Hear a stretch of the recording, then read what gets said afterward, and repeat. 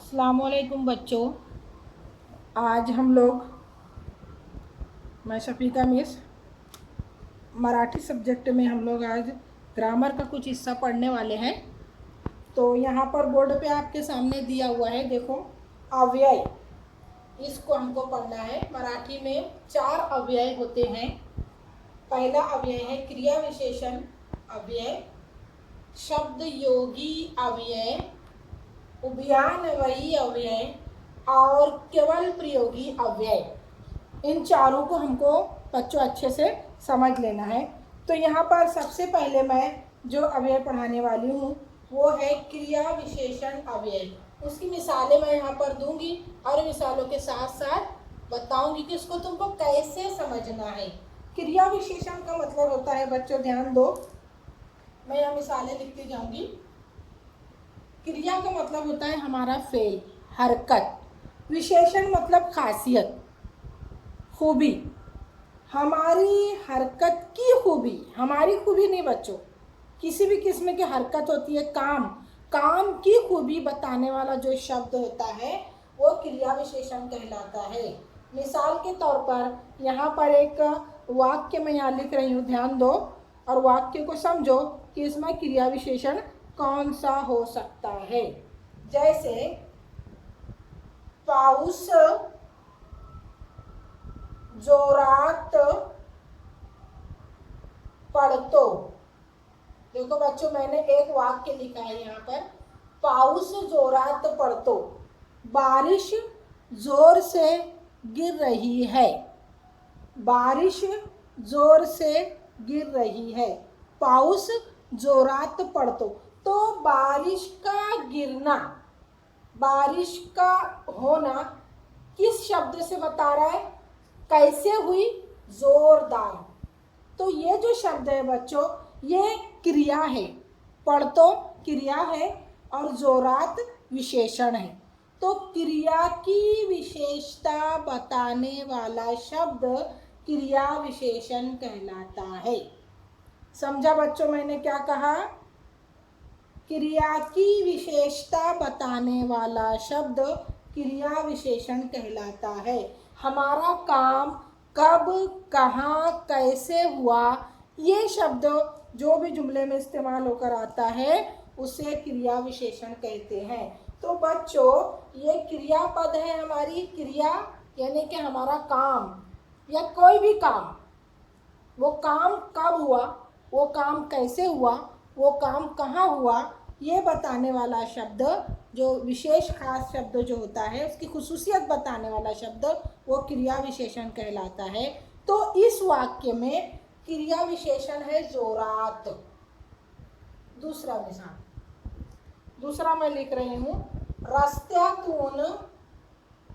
रस्त्यातून यानी के रास्ते से जाताना, जाते हुए, रास्ते से जाताना, रास्ते से जाते हुए, सावकाश,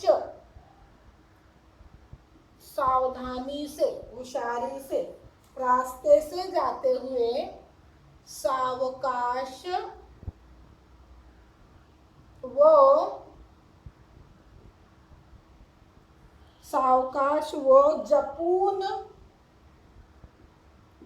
जपून चालावे। एक लाइन आपके सामने है बच्चों, देखो, रस्त्यातून जाताना सावकाश वो जपून चालावे।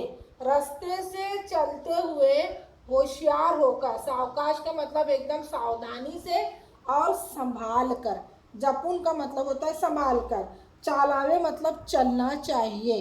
अब देखो बच्चों, यहाँ पर चलने की क्रिया बता रही है। ये चलने की क्रिया मतलब चल रहे हैं, चलना है। कैसे चलना है, कैसे, कहाँ, कब, इस शब्द का, इस सवाल का जवाब जिस शब्द से मिलता है वो शब्द क्रिया विशेषण कहलाता है। कैसे, कहाँ, कब, इस सवाल का जवाब जिस शब्द से मिलता है जुमले के अंदर वो क्रिया विशेषण कहलाता है। तो यहाँ पर चलने की क्रिया कैसे हुई? सावकाश और जपून। तो ये जो क्रिया, ये जो काम कैसे हुआ? सावधानी से और संभाल के। मतलब इसकी विशेषता क्या है, चलने की विशेषता, सावकाश व जपून। तो ये जो क्रियापद है, इस क्रियापद के बारे में कुछ ज्यादा बताने वाला शब्द, कुछ विशेष जानकारी देने वाला शब्द क्रिया विशेषण कहलाता है। यहाँ क्रिया विशेषण सावकाश और जपून है। इतना समझा बच्चों? उम्मीद करती हूँ कि मेरा बोला हुआ तुमको समझ रहा होगा। मैं एक और मिसाल लिखती हूँ बच्चों। देखो, रवि रोज उशीरा उठतो। रवि रोज उशीरा उठतो। रवि रोज देर से उठता है। अब रवि के उठने की क्रिया, क्रिया काम, क्रिया काम कैसे? रोज, कब? रोज। उशीरा कैसे? उशीरा, उशीरा यानी देर से। रवि रोज उशीरा उठतो। रवि रोज देर से उठता है। रवि रोज उशीरा उठतो, रवि रोज देर से उठता है। तो रवि की जो क्रिया है उठने की, वो कैसी है? उशीरा है। मतलब कि यहाँ पर देर, ये शब्द कुछ खासियत बता रहा है उसके उठने की। रवि के सुबह उठने की कुछ खासियत बताने वाला शब्द, कुछ विशेष, विशेषण, कुछ विशेष बताने वाला शब्द उशीरा है। तो यहाँ पर उशीरा ये शब्द क्रिया विशेषण है। उशीरा ये शब्द क्रिया विशेषण है। वैसे ही रोज ये शब्द भी क्रिया विशेषण है। इसमें दो दो क्रिया विशेषण है, जैसे इसके अंदर दो दो क्रिया विशेषण था। तो बच्चों तुमको समझ में आ रहा है? क्रिया विशेषण मतलब हमारी जो हरकत है वो कब, कहाँ, कैसे हो रही है, ये बताने वाला शब्द क्रिया विशेषण कहलाता है। तो एक और मिसाल देती हूँ बच्चों। तो मंद गति ने, तो मंद गति ने चालतो। वो धीरे धीरे चलता है। तो मंद गति ने चालतो, वो धीरे धीरे चलता है। मंद गति ने मतलब आहिस्ता से। तो यहाँ पर चलने की क्रिया कैसे? आहिस्ता, मंद गति।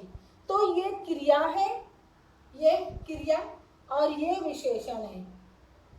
क्रिया का विशेषता बताने वाला शब्द क्रिया विशेषण। तो मंद गति जो है ये चलने की खासियत बता रहा है। तो इस तरीके से बच्चों हमने ये चार जो यहाँ पर जुमला हम लोग ने देखा, उसमें हमने यही देखा कि जो क्रिया हमारे से जो हो रही है, जो हरकत हो रही है, वो कैसे हो रही है, वो कहाँ हो रही है, वो कब हो रही है, ये बताने वाला, कुछ खास बताने वाला शब्द क्रिया विशेषण कहलाता है। और मराठी में उसको क्रिया विशेषण अव्यय, अव्यय का मतलब होता है हिस्सा, शब्द का, जुमले का एक हिस्सा जो कुछ खास बताता है। क्रिया विशेषण जितने बच्चों देखो, एक वाक्य जब बनता है तो उसमें हर शब्द का एक मकाम होता है, हर शब्द का एक मकाम होता है। तो ऐसे शब्द को जो क्रिया की विशेषता बताने वाले शब्द जो बीच में यूज होकर आते हैं उसको क्रिया विशेषण कहते हैं। तो ये समझा बच्चों? अगर समझ में नहीं आए तो तुम लोग पर्सनल पर मुझसे पूछ सकते हो। ठीक है, मैं अब दूसरा हिस्सा बता रही हूँ। अभी हमने पढ़ा था चार अव्यय मैंने तुमको बताया, जिसमें से एक अव्यय को हमने यहाँ पर सीखा। अब दूसरा अव्यय है बच्चों शब्द योगी अव्यय। शब्द योगी अव्यय, अव्यय का मतलब हिस्सा, जुमले का एक हिस्सा। शब्द का मतलब होता है लफ्ज, योग मतलब जुड़ा हुआ। शब्द मतलब लफ्ज, योग मतलब जुड़ा हुआ। शब्द योगी मतलब जुमले में ऐसा शब्द जो एक दूसरे से जुड़ा हुआ हो, ऐसे शब्द को ढूंढकर तुमको यहाँ लिखना है। कुछ ऐसे शब्द जुमले में रहते हैं जो दो दो शब्द मिले हुए रहते हैं। जैसे मिसाल के तौर पर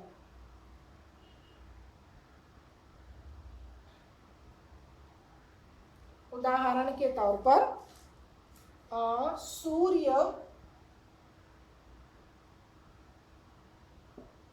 डोंगरामागे गेला. सूरज पहाड़ के पीछे गया. सूर्य डोंगरामागे गेला. सूरज पहाड़ के पीछे गया. देखो बच्चों, डोंगर का मतलब होता है पहाड़ और मागे का मतलब होता है पीछे. तो ये डोंगर क्या है? ये नाम है. और मागे क्या है? ये उससे जुड़ा हुआ शब्द है. के पीछे शब्द है डोंगर, नाम से जुड़ा हुआ जो शब्द है वो है मागे. तो इसके अंदर इस वाक्य में डोंगरा मागे ये शब्द योगी अव्यय है. जुमले में आया हुआ ऐसा हिस्सा जो किसी शब्द से, किसी नाम से जुड़ा हो, लेकिन वो जुड़कर ही लिखा जाता है, अलग से नहीं. डोंगरा मागे, सूर्य डोंगरा मागे गेला. डोंगरा मागे, घरा मागे, घर के पीछे, झाड़ा मागे, झाड़ के पीछे, के आगे, के ऊपर, के नीचे. ये सब ऐसे शब्द है बच्चों जो एक शब्दों से जुड़कर आते हैं. दूसरी मिसाल, सूर्य डोंगरा मागे गेला. अब मैं दूसरी मिसाल देती हूँ बच्चों. शाळे समोर कचरा कुंडी आहे. देखो बच्चों, इसके अंदर कहाँ पर आएगा जुड़ा हुआ शब्द? स्कूल. इस नाम से जुड़ा हुआ शब्द है समोर, यानी के सामने. शाळे समोर, स्कूल के सामने कचरा कुंडी आहे. एक जुमला दिया हुआ है कि स्कूल के सामने कचरा कुंडी है. तो के सामने ये शब्द जो आया है वो स्कूल से जुड़कर आया है. तो यहाँ पर शब्द योगी शब्द कौन सा हुआ है? शब्द योगी अव्यय है समोर. मैं इसको दूसरे से लिखती हूँ बच्चों, तुमको समझ में आएगा. देखो, शाळे समोर, समझ में आया? अब अगला देखो बच्चों, ध्यान दो. झाड़ावर, इस पर तुमको समझ में आ ही गया होगा. झाड़ावर पक्षी आहे. झाड़ पर पक्षी है, तो कौन सा शब्द हो सकता है बच्चों? झाड़ावर. ये हुआ हमारा शब्द योगी अव्यय. झाड़ावर ये हमारा शब्द योगी अव्यय है बच्चों. आगे बढ़ते हैं. चौथा, घरा बाहेर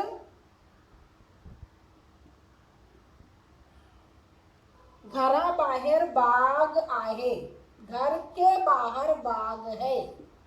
तो अब आप लोगों को समझ में आ गया होगा कि शब्द योगी का मतलब होता है शब्द से ऐसा जुड़ा हुआ शब्द जो मिलाकर ही लिखा जाता है, जोड़कर ही लिखा जाता है. तो इसके अंदर कौन सा शब्द है बच्चों? बाहेर. घरा बाहेर, झाडावर, शाळे समोर, डोंगरा मागे. अब इसके अलावा भी बहुत सारे शब्द है बच्चों जो शब्द योगी अव्यय कहलाते हैं. जैसे अब मैं पूरा वाक्य में तो नहीं लिखूंगी, लेकिन मैं कुछ शब्द यहाँ पर लिखकर आप लोगों को बता देती हूँ. ठीक है? जैसे मागे शब्द हमने पढ़ा. मागे यानी पीछे, तो उसका उलट शब्द भी तो हो सकता है ना, पुढे, आगे. मागे पीछे, पुढे आगे. समोर सामने, समोर सामने. वर ऊपर, खाली नीचे. वर ऊपर, खाली नीचे, यानी झाडावर, झाडा खाली, घरासमोर, घरामागे, घरापुढे. इस तरीके से शब्द बच्चों, शब्द योगी जुड़ा हुआ शब्द से जुड़ा हुआ शब्द जो मिलकर आता है, ऐसे शब्द मराठी के बहुत सारे वाक्यों में तुमको नजर आ सकते हैं. और शब्द है बच्चों पूर्वी, का मतलब होता है के पहले. पूर्वी के पहले, कड़े की तरफ. पूर्वी के पहले, कड़े की तरफ. ऐसे शब्द जो है शब्द योगी अव्यय कहलाते हैं। ठीक है, अब हम आगे बढ़ते हैं बच्चों। तीसरा हमारा जो है अव्यय का तीसरा हिस्सा है वो है उभयान्वयी अव्यय। उभयान्वयी, जैसा शब्द लिखे जाता है वैसा ही पढ़े जाता है बच्चों, ध्यान दो। उभयान्वयी अव्यय बहुत आसान है। देखो हम इसमें मिसालें लिखेंगे, तुमको फौरन समझ में आएगा। मोहन मोहन आणि रोहन मित्र आहेत। देखो बच्चों ध्यान दो, इसमें क्या नजर आ रहा है, मोहन आणि रोहन मित्र आहेत। कहने को तो एक सामान्य सा वाक्य है ये, लेकिन इसमें दो नामों को जोड़ने वाला एक शब्द है, वो है आणि। तो बच्चों उभयान्वयी का मतलब होता है दो वाक्यों को या दो शब्दों को जोड़ने वाला शब्द, उसको कहते हैं उभयान्वयी अव्यय। यानी दो वाक्य या दो नामों को जोड़ने वाला हिस्सा वो उभयान्वयी अव्यय कहलाता है। तो यहाँ पर दो नामों को कौन जोड़ा है, आणि। इसी तरह हम दूसरा वाक्य भी ले सकते हैं, बहुत सारे वाक्य में ऐसे आएंगे बच्चों। मी लवकर आलो, मैं जल्दी आया। मी लवकर आलो पण मैं जल्दी आया, लेकिन गाड़ी सुटली, गाड़ी छूट गई। बच्चों ध्यान दो, इधर बिल्कुल इसको देखना है और समझना है। मी लवकर आलो पण गाड़ी सुटली, मैं जल्दी आया पण ये शब्द देखो बच्चों उभयान्वयी अव्यय। दो, मैंने इससे पहले भी मैंने कहा था कि दो नामों को या दो वाक्यों को जोड़ने वाले जो शब्द रहते हैं, जो हिस्सा रहता है, वो उभयान्वयी अव्यय कहलाता है। तो यहाँ पर पण इस शब्द से हमने दो वाक्यों को जोड़ दिया है बच्चों। ठीक है, इस शब्द से हमने दो वाक्यों को जोड़ दिया है। अब मैं तीसरी मिसाल फिर देती हूँ बच्चों, ध्यान दो। मी येईल किंवा मी येईन किंवा पत्र पाठवीन। मैं आऊँगा या मी येईन किंवा पत्र पाठवीन। मैं आऊँगा या पत्र लेटर भेज दूंगा। तो बच्चों इसमें जोड़ने वाला शब्द कौन सा है, किंवा। दो वाक्य को जोड़ने वाला शब्द है किंवा। तो इस तरीके से हमने बहुत सारी मिसालें देखी। चलो मैं एक और मिसाल यहाँ पर दे देती हूँ बच्चों। चौथी मिसाल है, त्याला बक्षीस मिळाले वो तो खुश झाला। त्याला बक्षीस